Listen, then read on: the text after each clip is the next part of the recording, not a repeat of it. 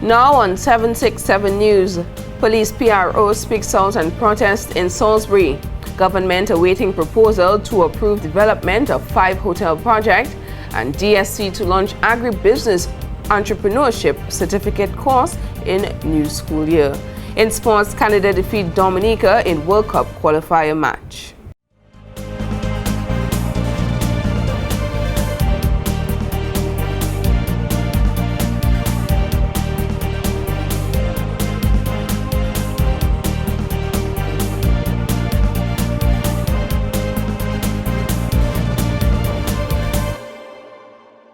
Welcome to the weekend edition of 767 News. I'm Alicia George. Join me for the latest news stories and updates after this break. Let's see how easy it is to play Powerball and win. Simply select 4 numbers from 1 to 30 and a Power Pick number from 1 to 5, and that's it. You have just selected your winning numbers for Powerball, or just get a quick pick and let the machine select your lucky numbers for you. Remember, Powerball is drawn every Wednesday and Saturday from 9 p.m. Powerball from the Dominica National Lottery. Thanks for joining me on tonight's edition of 767 News. First up this news time, 5 individuals were on Thursday, June 11th, arrested for their alleged role in the historic May 11th, 2015 protest and roadblock in the community of Salisbury. They have been identified as Keith Bugunu, Alex Howe, Hilary John, Gilbert Frederick, Christina Uzeb, and Peter Vidal.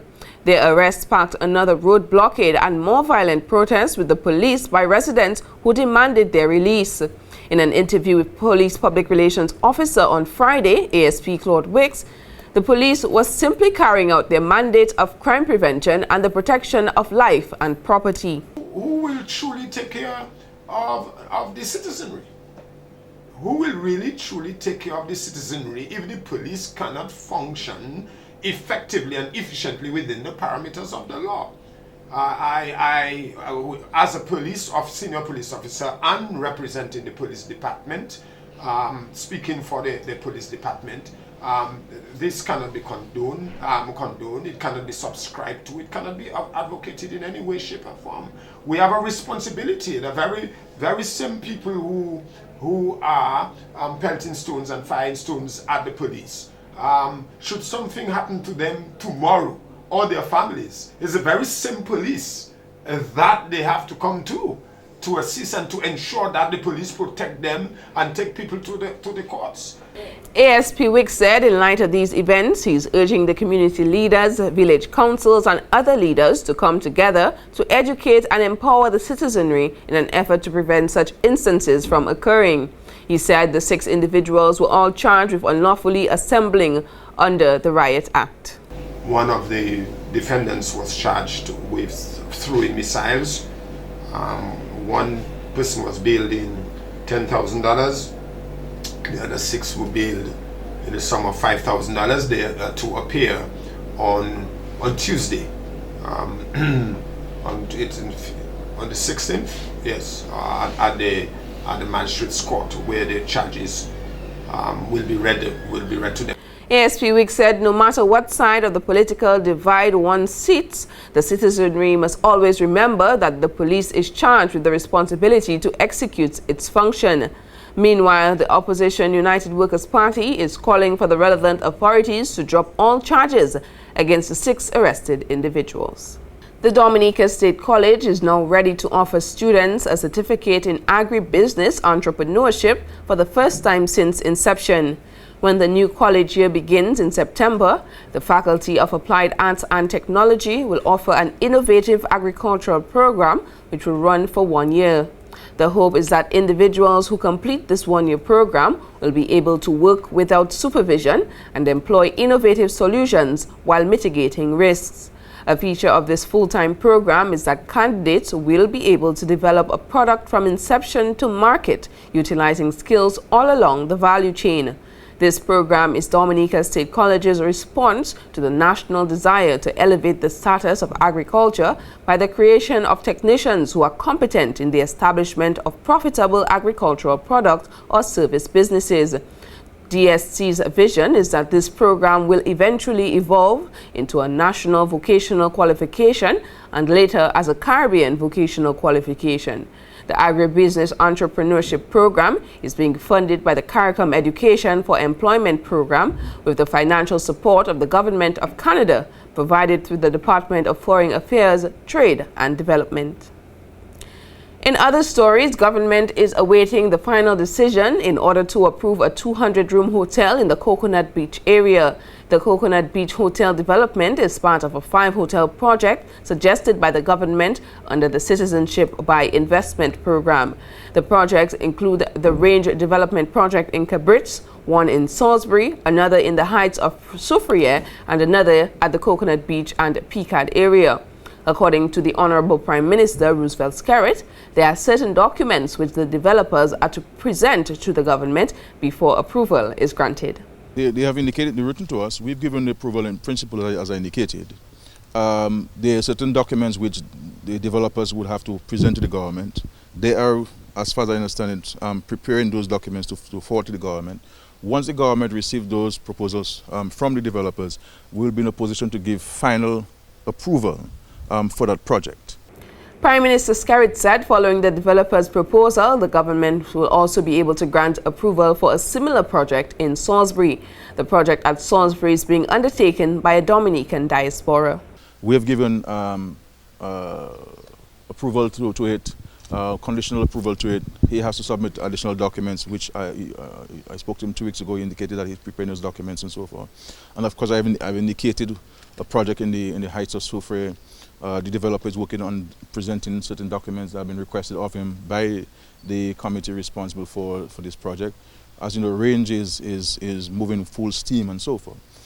So once we receive those submissions by the developers, we'll be in a position to give final approval for these projects.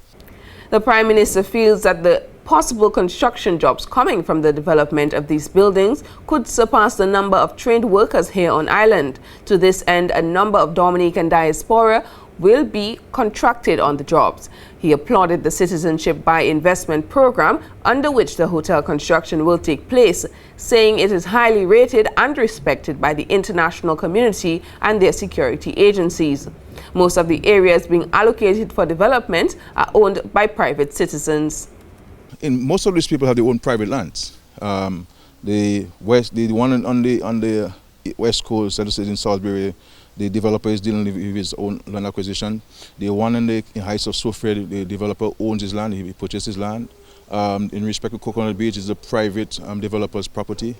In respect to the Range property, that's state lands, that we have entered into arrangement with Range as a development where the government will receive a certain share of the land. We have set a price on the land based on advice from the land valuation officers, and it's expected that the government, the Treasury, will receive those funds once the project is moving ahead.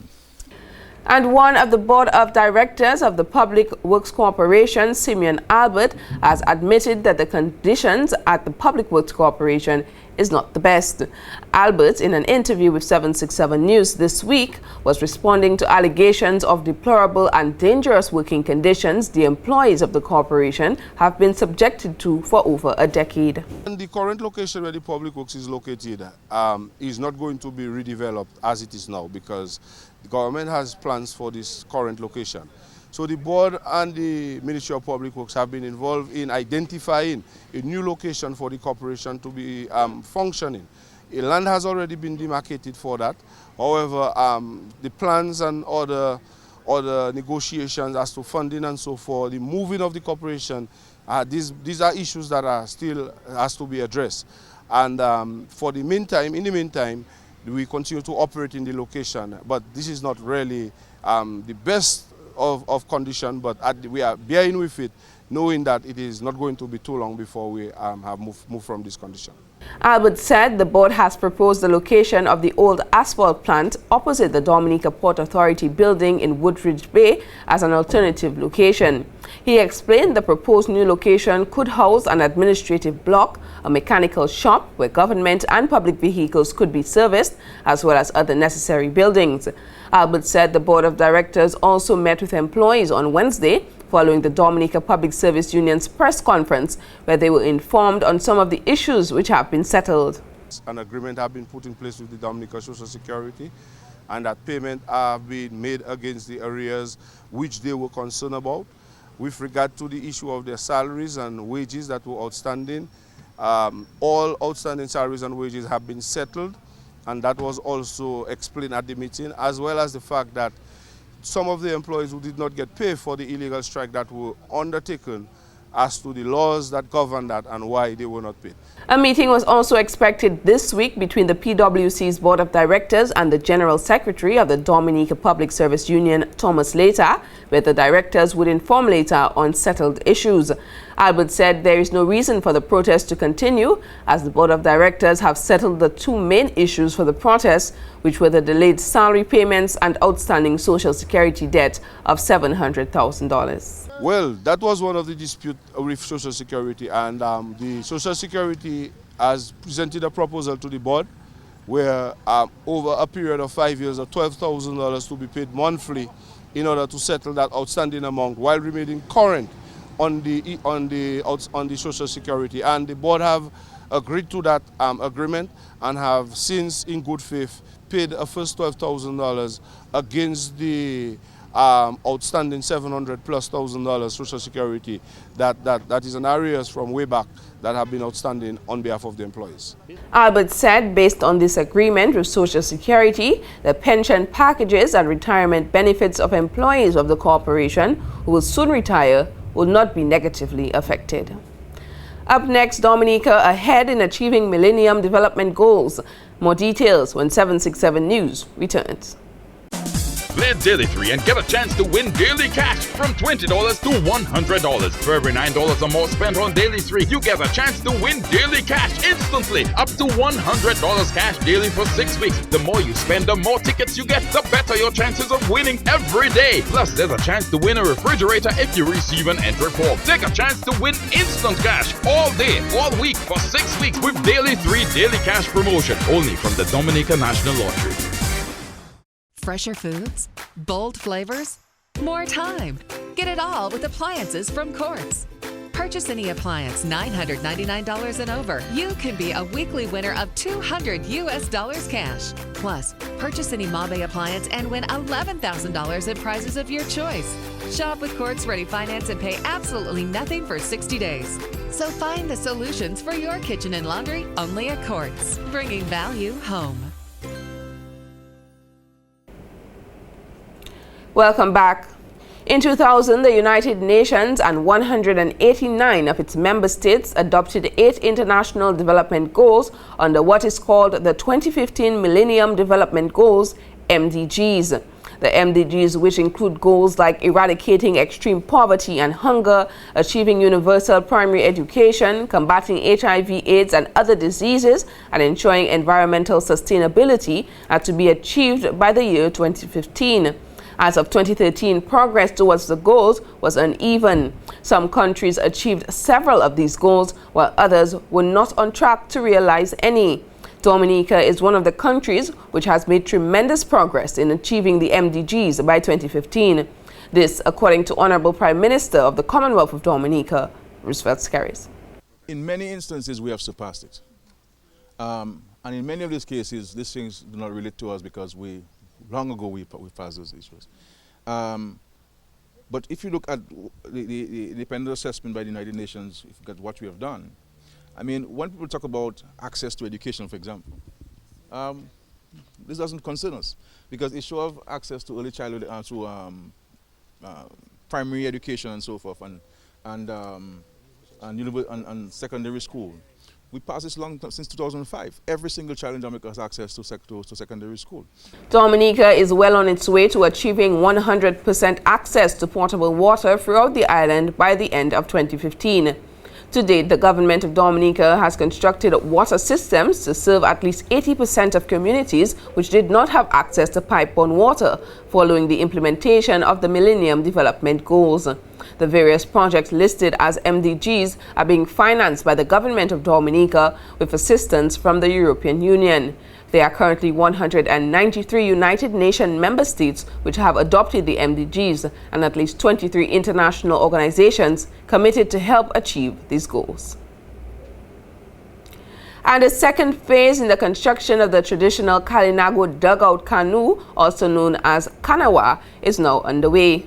Earlier in May, a team of 12 from the Kanawa Association of Guadeloupe joined the team of 6 Kalinago naval carpenters to transport the dugout from the forest of Syndicate to the seashore at Glanville.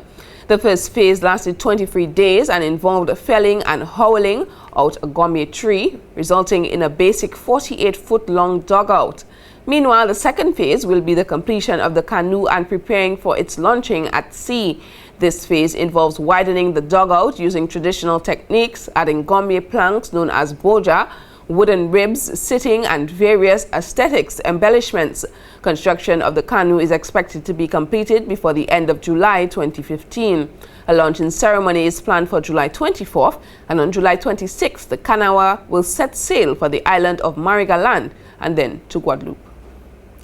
And that's it for local news. The latest in sports is coming up next with Larry, so stay tuned. Play Daily 3 and get a chance to win daily cash from $20 to $100. For every $9 or more spent on Daily 3, you get a chance to win daily cash instantly. Up to $100 cash daily for 6 weeks. The more you spend, the more tickets you get, the better your chances of winning every day. Plus, there's a chance to win a refrigerator if you receive an entry form. Take a chance to win instant cash all day, all week for 6 weeks with Daily 3 daily cash promotion. Only from the Dominica National Lottery. Good evening and welcome to 767 Sports. In tonight's coverage, we begin with basketball. The sports division in the Ministry of Youth, Sports, Culture and Constituency Empowerment is pleased to announce the successful completion of Day 1 activities in the 2015 Primary Schools Mini Basketball Festival. The winners of the respective districts were from the Western District, Goodwill Primary A, from the Southern District, Monjon Primary, from the Northern District, Savonpai Primary, from the Eastern District, Salbia Primary School. These teams will be joined on Day 2 by the following runners-up in each district: Goodwill Primary B, Bellevue Primary, Salisbury Primary, and W.S. Stevens Primary B. Day 2 of this basketball festival will take place on Tuesday, June 16th at the Lindo Park in Goodwill, where the 2015 Primary Schools Mini Basketball Festival champion team will be decided. And in football, the mood was right, the encouragement was lively, with a massive crowd of supporters at the Windsor Park Stadium. However, Dominica's national football team lost their first World Cup Russia 2018 qualifier match against Canada. The Canadians, who haven't reached a World Cup on the men's senior level since 1986, are looking to reach the 2018 edition. However, this home and away series with Dominica is the first step in that journey. Canada won the first match at the Windsor Park Stadium on Thursday evening, must win the series if they are to proceed in the World Cup qualifying. Captain of the Dominica team, Glenson Prince, who spoke to the media before the game, said the team is motivated. All will not be lost. We need to concentrate on keeping our defensive discipline because it's 2 matches. So we play here on tomorrow and we play in Canada on Tuesday, right? So we are focused. Orlando City striker Kyle Larin got things going with an early strike and later earning a penalty kick, which allowed Vancouver Whitecaps midfielder Russell Tibbert to double Canada's advantage in the 64th minute of play. The two sides will meet again next Tuesday in the return leg at the BMO field, with Canada needing a win, draw, or 1-goal loss to advance to the CONCACAF's third round of qualifying, while Dominica will certainly be looking for victory. And that's it for tonight's sportscast. Tune in again on Monday for more sports. That was Larry with the latest in sports. We now go to the Met Office for today's weather report. Good evening. Welcome to tonight's weather broadcast. We begin by taking a look at some earlier infrared satellite imagery, which showed some low-level clouds moving across Valles Antilles with a brisk trade wind flow. Radar imagery indicated a few scattered showers across the island chain today. Tonight's weather is expected to be partly cloudy to occasionally cloudy, hazy and breezy with a few scattered showers. Similar conditions are expected tomorrow, with temperatures peaking near 32 degrees Celsius on the coastline. Sea conditions are expected to be moderate in open water, with waves peaking near 8 feet. Small craft operators and sea beavers should continue to exercise caution. Over the next 3 days, expect occasional cloudy skies with a few scattered showers and also hazy and breezy conditions. An increase in cloudiness and shower activity is expected late Monday into Tuesday with the arrival of a westward moving tropical wave. For the remainder of the Caribbean tomorrow, occasional cloudy skies and scattered showers are expected. On the international cities forecast, partly cloudy skies in New York, London and Caracas, with clear skies in Beijing and overcast conditions in Miami. The sun will rise tomorrow at 5:34 a.m. and set at 6:47 p.m. For additional information, feel free to contact us at weather.gov.dm or the weather hotline at 447-5555. Have a good night. That was the Met Office with the weather report. Now for a recap of tonight's headline stories. Police PRO speaks out on protest in Salisbury. Government awaiting proposal to approve development of 5 hotel project. DSC to launch agribusiness entrepreneurship certificate course in new school year. In sports, Canada defeat Dominica in World Cup qualifier match. And that's all the time we have for now. Until next week, drop us an email at media@767news.dm. Friend us on Facebook and be sure to like our 767 News page. From all of us on the 767 News production team, I'm Alicia George, wishing you a wonderful evening, a wonderful weekend, and thanks for watching.